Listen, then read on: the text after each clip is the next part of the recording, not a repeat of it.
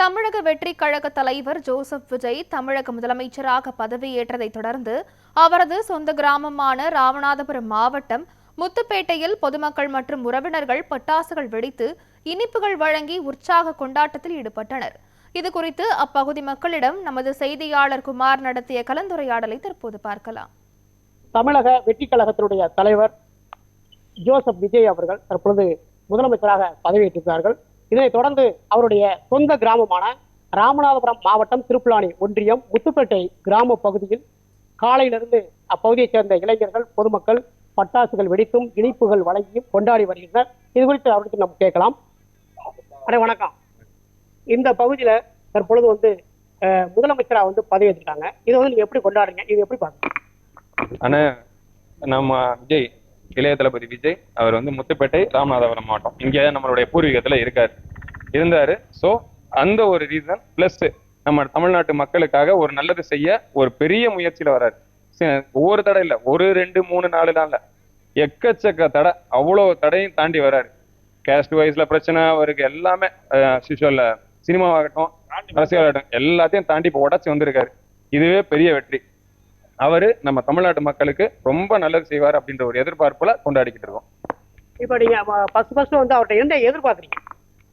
ஆனா முதல்ல நல்ல கல்வி, நல்ல மருத்துவம், பிளஸ் இது வரைக்கும் ரொம்ப பெருசா அஃபெக்ட் ஆகிருக்கிற பெண்கள் பாதுகாப்பு, இந்த 3 கம்பல்சரி எங்களுக்கு வேணும். இது நல்லபடியா கொடுத்ததுனால அதுவே போதும்.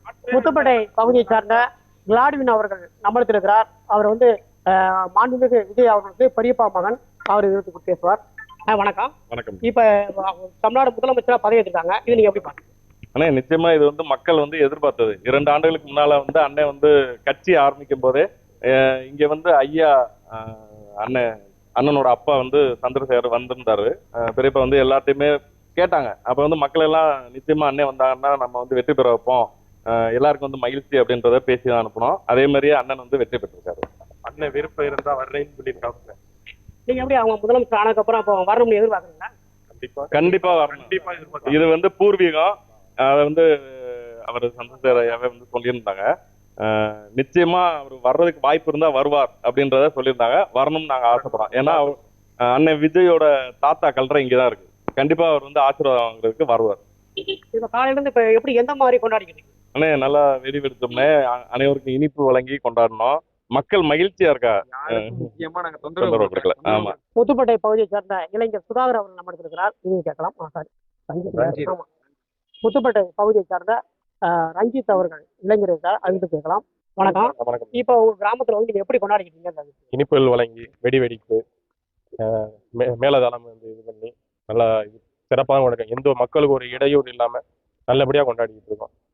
இனிமே வர்றது ஆட்சியில ஏதாவது எந்த ஒரு இதுவும் இல்லாம மக்கள் நல்லா இருக்குன்னு சொல்லிட்டு தான் எதிர்பார்த்துட்டு இருக்கோம்.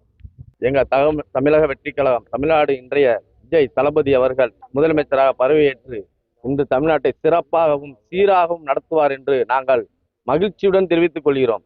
இந்த தமிழ்நாடு மீண்டும் மீண்டும் மேலும் மேலும் வளரும். எங்கள் மக்கள் மகிழ்ச்சியாகவும் மனப்பூர்வமாக இதை ஏற்றுக்கொண்டார்கள். மக்களின் தீர்ப்பே மகேசன் தீர்ப்பு என்பார்கள். அதே மாதிரி மக்கள் தீர்ப்பே எங்க தளபதியின் தீர்ப்பு.